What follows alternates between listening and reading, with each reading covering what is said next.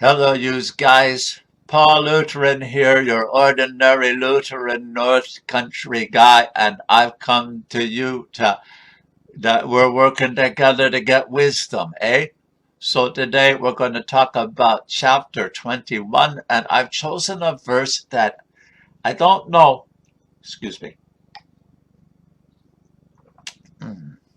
I don't know exactly whether I can really do the justice to this or say everything that I ought to say, but I'm going to give a best try that I can. On chapter 21, verse 18. So here is what it says. The wicked is a ransom for the righteous, and the faithless for the upright.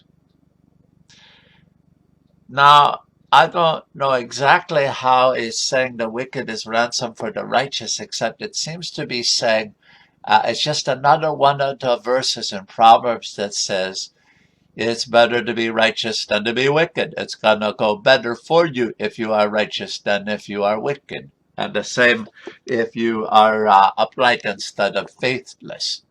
And there's all sorts of verses that have with all sorts of different ways to say the same thing there. Now, one problem with that is we all know that it doesn't always work that way. And so I think they're trying to, in Proverbs, they're saying this is the way it usually is and this is the way it's supposed to be.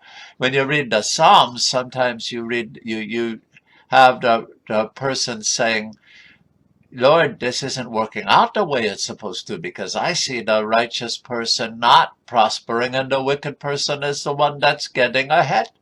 And that doesn't make sense what's going on here. And so it comes out in the prayer, and it's okay to talk to God that way sometimes because God can handle it. But here is saying, well, this is the way it usually works out. But then I'm thinking, Jesus comes along, and when he said something about ransom too, he said, the Son of Man came not to be served, but to serve, and to give his life as a ransom for many. Now, he's the righteous one with a capital R, eh? And he's the upright one with a capital U, eh? And yet, he dies, he gives himself for a ransom. When this verse says it's the wicked that's a ransom, so he turns it on its head, he does it backwards.